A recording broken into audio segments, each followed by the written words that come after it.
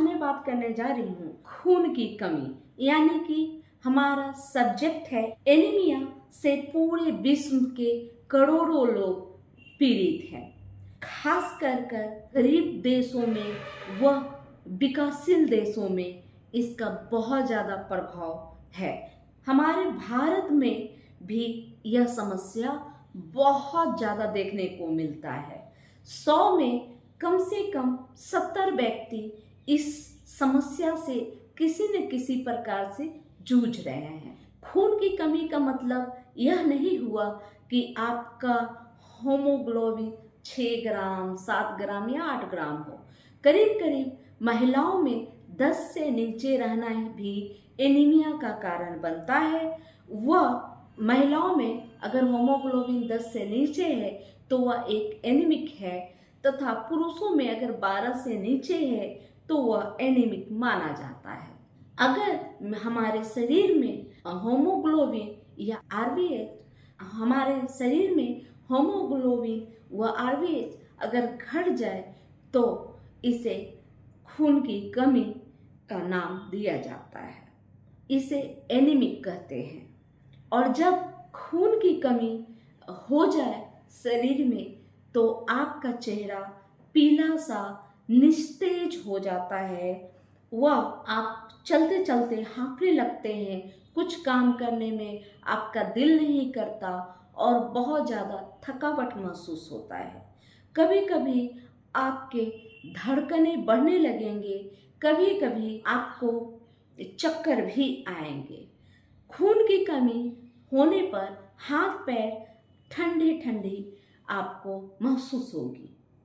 बहुत मामलों में आपका बीपी भी लो नजर आएगा। खून की कमी के बहुत सारे कारण हैं। अगर आपका पेट अक्सर खराब रहता है, आप जो भोजन करते हैं उस भोजन से आपका शरीर अवशोषण नहीं कर पाता विटामिन, मिनरल व आयरन का, तो आपको खून की कमी संभवतः हो सकती है।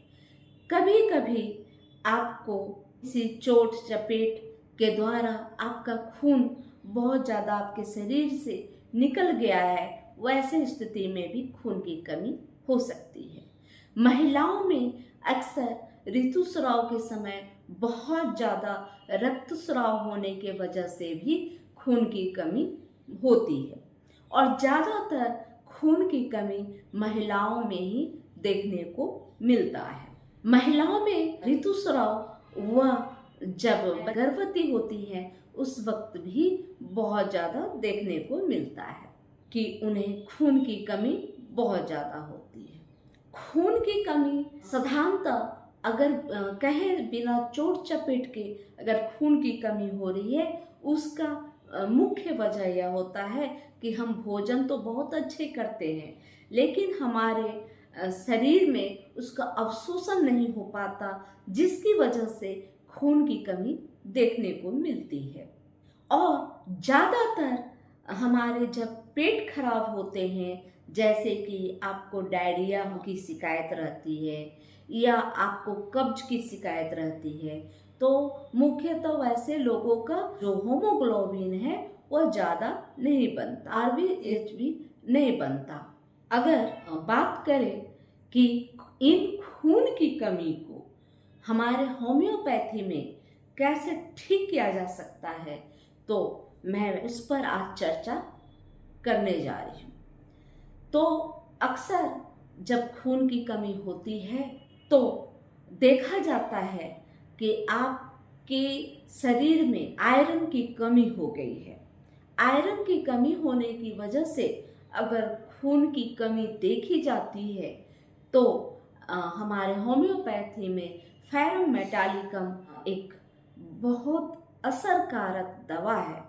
इसलिए फेरम मेटालिकम 30 का प्रयोग सुबह दोपहर व शाम 2-2 बूंद करने से खून की कमी को, जब आयरन के कमी के वजह से अगर आपका रेड ब्लड सेल या होमोग्लोबिन जैसी प्रोटीन अगर आपके शरीर में कम है, तो आप फेरम मेटालिकम 30 सुबह दोपहर व शाम 2-2 बूंद लें। आप देखेंगे कि 1 से 2 महीना लेते लेते आपको एक अच्छी हर समस्या दूर हो गई है। आपके जो चलने फिरने से जो हाँफ होती थी, आपकी कमजोरी दूर हो गई है। और आप जब ब्लड टेस्ट करवाते हैं तो पता चलता है कि आप एनीमिया से मुक्त हो गए हैं। आपका होमोग्लोबिन भी बढ़ गया है, आरबीसी भी बढ़ गया है।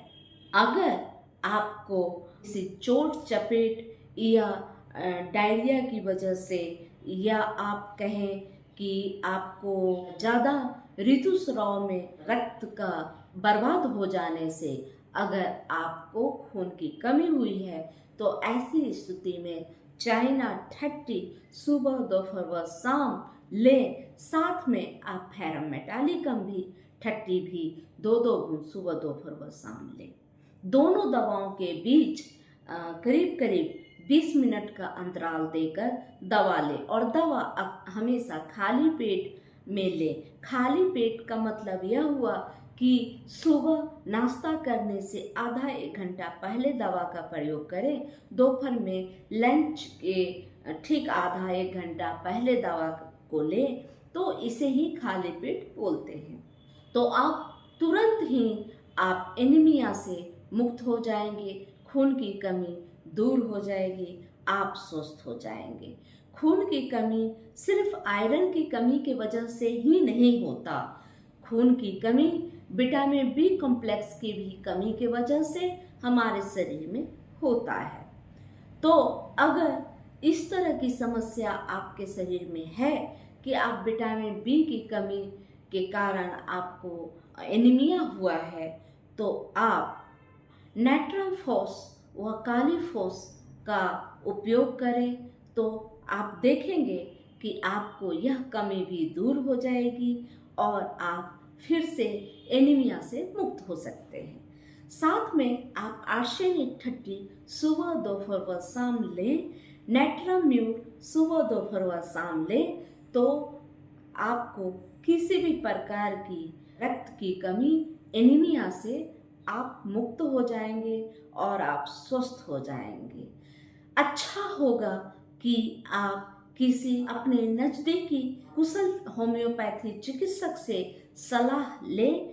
आप अपनी समस्याओं को बताएं और उनके सलाह के उपरांत ही किसी दवा का प्रयोग करें, ताकि प्रत्येक व्यक्ति की समस्या थोड़ी अलग अलग होती है और उनकी दवाएं भी कुछ अलग अलग होते हैं।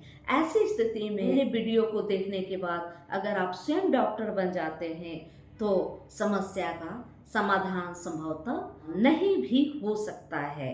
तो इसलिए आप किसी अच्छे कुशल होम्योपैथी चिकित्सक जो आपके नज़दीक रहते हों, तो उनसे आप परामर्श के उपरांत ही दवा का प्रयोग करें, आप स्वस्थ हो जाएं। यह मेरी कामना है। अगर यह वीडियो अच्छी लगी तो आप लाइक करें, सब्सक्राइब करें और बेल आइकन दबाएं, कमेंट करें, शेयर करें। जय हिंद, जय भारत, धन्यवाद।